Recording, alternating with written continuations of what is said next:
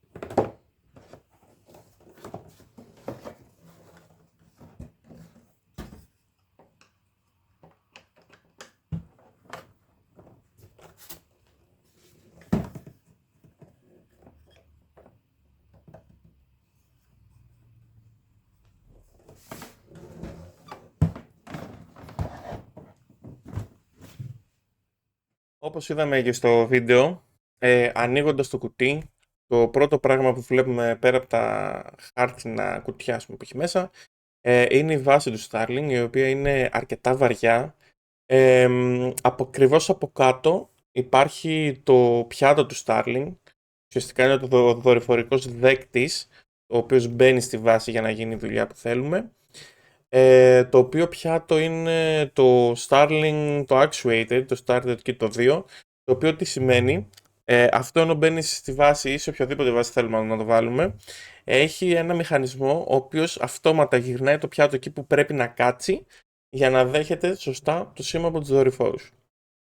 Από εκεί και πέρα από κάτω είναι το 15μέτρο καλώδιο του Starlink που είναι ρεύμα και δεδομένα, το οποίο συνδέεται με το router modem που είναι μαζί για να δώσει το ρεύμα που θέλουμε στο Starlink.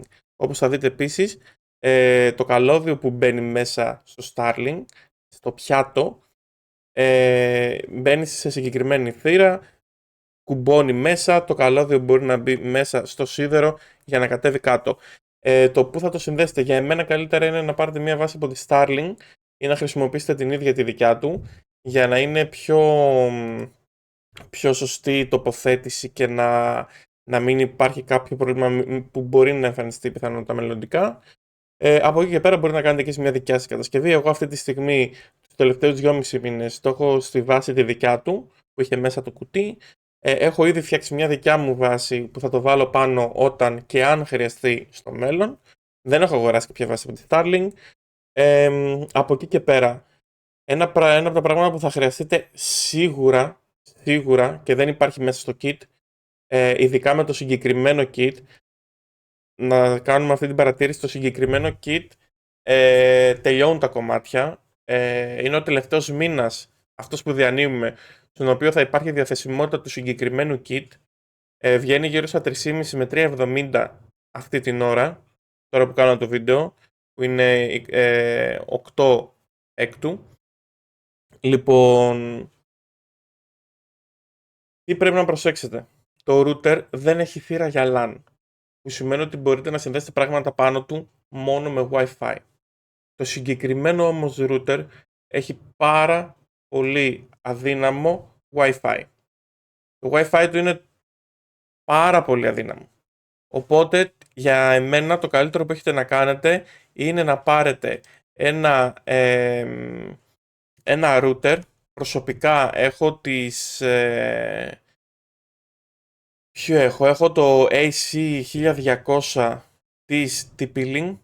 Εκεί όμως έρχεται το εξής πρόβλημα. Για να μην έχετε καθόλου απώλειες, πρέπει να συνδέσετε με LAN το modem Starlink με το δικό σας router. Για να το κάνετε αυτό, επειδή δεν βγάζει θύρα το συγκεκριμένο modem της Starlink, πρέπει να αγοράσετε τον αντάπτορα της Starlink. Ο αντάπτορας της Starlink κάνει γύρω στα 40€ μέσα από το site της Starlink και 45 άμα το πάρετε από διάφορα μαγαζιά που μπορεί να υπάρχουν και να το πουλάνε. Λοιπόν, από εκεί και πέρα κάνει μία εβδομάδα να έρθει. Άμα το παραγγείλετε από τη Starlink απευθείας, μπορεί να το παραγγείλετε μέσα από την εφαρμογή της Starlink στο κινητό, έχει shop και το παίρνετε από εκεί, ή μπορείτε να το πάρετε από κάποιο μαγαζί που να το έχει στην Ελλάδα.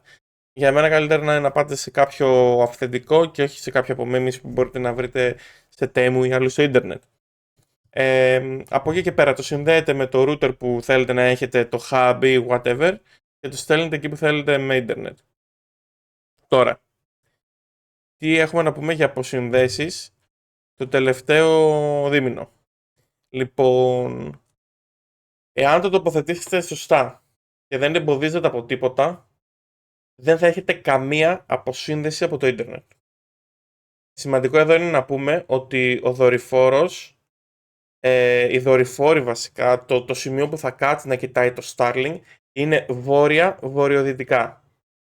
Βόρεια-βορειοδυτικά. Οπότε, πριν το αγοράσετε, μπορείτε να δείτε αν βόρεια-βορειοδυτικά έχετε κάποιο θέμα, έχετε κάτι που να κόβει την οπτική γωνία του Starlink, ώστε να ξέρετε αν θα πρέπει να το αλλάξετε θέση, να το βάλετε κάπου αλλού που θα γυρίσει μόνο του και θα κοιτάξει προς τα εκεί. Εάν και εφόσον δεν προλάβετε να πάρετε το Starlink το συγκεκριμένο και πάρετε το Starlink το Kito 4, το οποίο δεν κουνιέται, είναι ένα λίγο μεγαλύτερο πιάτο, το οποίο έχει μια βάση και κάθεται σε γωνία, εκείνο το ρυθμίζετε εσείς πως θέλετε να κάτσει. Εκείνο έχει καλύτερη αντοχή σε νερό και σκόνη σαν κατασκευή, έχει καλύτερη βαθμολόγηση σε προστασία από αυτά, και το router του είναι μεγαλύτερο router με καλύτερο Wi-Fi και βγάζει 2 θύρες LAN.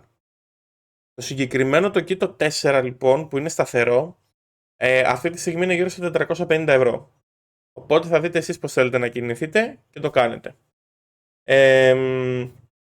Τώρα, όσον αφορά ταχύτητες, δεν έχω πέσει κάτω από 200, δεν έχω ανέβει πάνω από 400. Είμαι λίγο πιο ψηλά από ό,τι λέει το site, και στο minimum και στο maximum. Το έχω δει να πιάνει 390 και είμαι 100% ευχαριστημένος. Μιλάμε πάντα για download speeds. Άμα πάμε στις upload speeds, δεν το έχω δει να πέφτει κάτω από 20 και να ανεβαίνει πάνω από 50. Το οποίο είναι πάλι πάρα πολύ decent. Για να φανταστείτε τεστ, όταν το πήρα, την ημέρα που το πήρα και την ημέρα που ήρθε ο αντάπτορας, το σύνδεσα και έβαλα τον υπολογιστή πίσω να κάνει live stream 1080, full ποιότητα, τον υπολογιστή αυτόν εδώ να κάνει live stream, να κατεβάζω game μέσω του Steam, εκεί να παίζω online games και εδώ να παίζω online, και εδώ βασικά να παίζω LOL. Και θα σου πω γιατί έβαλα το LOL. Έβαλα το LOL γιατί είναι πολύ ευαίσθητο στο MS του, στο ping, και το δείχνει συνέχεια πάνω. Μπαίνοντας λοιπόν μέσα, στο LOL είχα 58 ping. Είχα 50 με 60.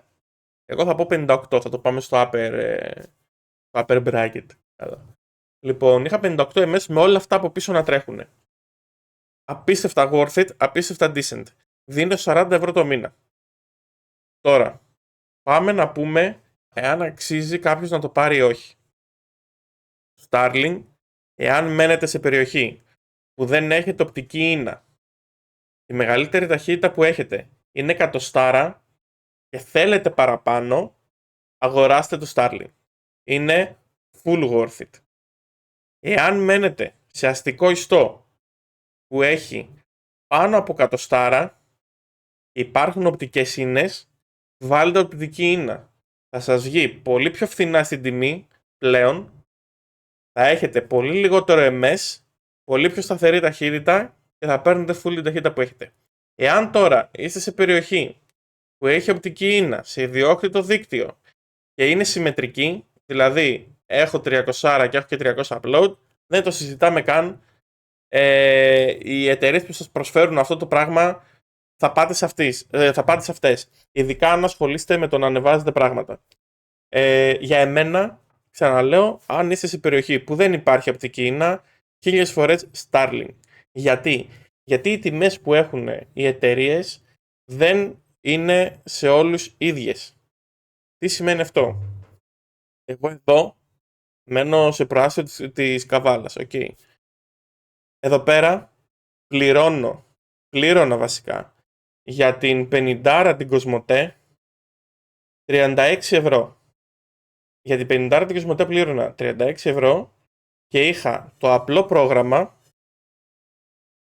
Βγάζω μέσα από την τιμή το κόστος του Κοσμοτέ TV, το έχω ήδη αφαιρέσει στο ποσό που σας λέω, και έπιανα από την 50 το upload, το full που μου επέτρεπε, έπιανα 5 με 5,5, έπιανα και λίγο πιο πάνω, γιατί κανονικά είναι μέχρι 5, και το download έπιανα 18 με 24. Λοιπόν, ακόμα και νομικά άμα το πάτε και καλέσετε την οποιαδήποτε εταιρεία για να σας βρει λύση, οι λύσεις είναι 3. Χαμηλότερη τιμή στο πάγιο,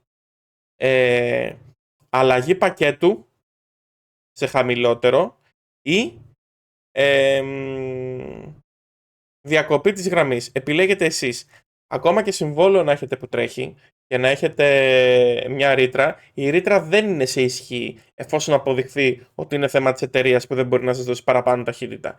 Είναι πολύ εύκολο να το κάνετε με ένα τηλέφωνο σε οποιαδήποτε εξυπηρέτηση πελατών. Κάνουν τον έλεγχο, δεν χρειάζεται καν να περάσουν από το σπίτι σας. Ο πρώτος έλεγχος ο δικός τους γίνεται συστημικά και το βλέπουν με τη μία. Εγώ το έκανα. Η τιμή που μου πρόσφεραν, η χαμηλότερη, δεν συμφέρε με την καμία να παρεμείνω στα 50. Συζητούσαμε για ένα μικρό διάστημα. Τελικά δεν το έκανα διακοπή. Έχω ίντερνετ μόνο μέσω Starlink. Νομίζω αυτά. Για ό,τι άλλες αν μπορείτε να το χρησιμοποιήσετε εν κινήσει. Εν κινήσει μπορείτε, αλλά επειδή αυτό το Starlink κουνιέται, αρχικά θα σας κάνει, είναι μικρό, θα σας κάνει σίγουρα αποσυνδέσεις, ενώ το χρησιμοποιείτε εν κινήσει. Τώρα, τι γίνεται? Εσείς είστε σε ένα αμάξι το οποίο είναι, ας πούμε ότι πάνω του πλευρά είναι αυτή. Okay. Το βλέπετε εσείς που πηγαίνει έτσι. Έχω εγώ το Starlink εδώ. Το Starlink στη γωνία, ας πούμε, ή στη μέση, οπουδήποτε θέλετε. Φανταστείτε το. Αν εγώ πηγαίνω έτσι και ο βορράς είναι εδώ και η δύση είναι εδώ, το Starlink θα κοιτάει προς τα δω. Προς τα δω, okay. Βορράς, δύση, θα κοιτάει κάπως έτσι το Starlink. Λίγο περισσότερο προς το βορρά θα κοιτάει έτσι. Αν εγώ γυρίσω το αμάξι και το βάλω να κατεβαίνει προς τα κάτω, να πηγαίνει προς τον νότο το αμάξι, όλο το πιάτο θα πρέπει να γυρίσει. Το ίδιο συμβαίνει και άμα δεν πηγαίνετε σε ευθεία, δηλαδή όπου θα γυρνάτε το πιάτο και δεν θα είναι σε θέση για να μείνει ακίνητο εκεί να επικοινωνεί με δορυφόρους, το πιάτο αυτό θα διακόπτει το ίντερνετ για να γυρίσει, να κεντράρει και να σας ξαναδώσει ίντερνετ. Οπότε, μπορείτε να το πάρετε μαζί σας όπου θέλετε, μπορείτε να το βάλετε όπου θέλετε και βάσει του ανάλογου προγραμμάτων που θα έχετε επιλέξει από τη Starlink, αλλά εν κινήσει θα έχετε θέματα κάθε φορά που θα πρέπει να κεντράρει. Οπότε, αν είστε σε σταθερή πορεία, θα μπορείτε να το χρησιμοποιήσετε. Άμα έχετε στροφές και τα σχετικά, όχι. Τώρα, όσον αφορά την τιμή, είπαμε, το Starlink είναι σε 40 ευρώ τον μήνα. Η χρέωση από αυτό το μήνα, από τον Ιούνιο, ξεκινάει να γίνεται την ημέρα που παίρνετε ίντερνετ. Μέχρι πριν η Starlink έδινε μια περίοδος χάριτος 7 ημερών μέχρι να γίνει η χρέωση. Και το άλλο σημαντικό είναι ότι δεν υπάρχει κανένα συμβόλαιο.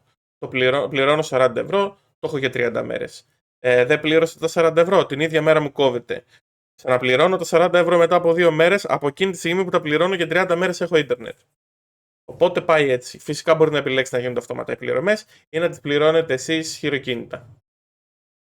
Αυτά. Για ό,τι άλλες ερωτήσεις έχετε μπορείτε να τις γράψετε από κάτω. Σημαντικό να πούμε ότι όσο περνάνε οι μέρες το Starlink γίνεται ακόμα καλύτερο η υπηρεσία που προσφέρει και θέλω να πιστεύω ότι θα συνεχίσει να γίνεται αυτό. Όπως ας πούμε με το ping υπάρχουν στιγμές που ping πιάνω και 30 πλέον. Οπότε κάνει για gaming, κάνει για streaming, κάνει για gaming και για streaming, κάνει για απλή χρήση, κάνει για να ανεβάζετε πράγματα, κάνει για να βλέπετε πράγματα. Για εμένα, ξαναλέω, αν είστε σε περιοχή χωρίς οπτική ίνα ή άμα θέλετε να το βάλετε σε ένα εξοχικό, θέλετε να το βάλετε σε ένα μέρος που σας χρεώνουν πάρα πολύ. Επειδή, ξαναλέω, το κάθε μέρος έχει διαφορετική τιμή. Γιατί η τιμή που σας έλεγα εγώ πριν, στα 33 ευρώ, στα 36 ευρώ, αν εγώ ήμουνα στον κεντρικό αστικό ιστό της Καβάλας και όχι στα προάστια, η τιμή της 50 είναι στα 24 ευρώ. Είναι 12 ευρώ κάτω. Η τιμή της 50 στο νησί της Θάσου, που γνωρίζω, είναι πάνω από 40. Οπότε, τι γίνεται εδώ, βλέπουμε ότι ανάλογα τις δυσκολίες ή όχι της περιοχής, η τιμή είναι διαφορετική, θα τα εκμεταλλεύονται. Οπότε, εάν βάσει αυτών που είπα σας συμφέρει να πάτε σε ένα Starlink, τότε ελεύθερα. Ακόμα και αν δεν πάρετε το Starlink που κουνιέται και πάρετε το σταθερό που είπαμε πριν, άφοβα. Μην είναι λίγο πιο ακριβό, αλλά κερδίζετε στο ότι δεν θα χρειαστεί να αγοράσετε το splitter που σας βγάζει ουσιαστικά μια έξοδο LAN για να το χρησιμοποιήσετε στο starter εκεί το 2, αυτό που σας έδειξε και στο unboxing, και θα έχετε ένα πολύ καλύτερο router γενικότερα, όπως και ένα καλύτερο πιάτο σε αντοχές σκόνης και υγρασίας παύλα νερού. Αυτά. Σας ευχαριστώ πάρα πολύ. Τα λέμε την επόμενη φορά. Adios.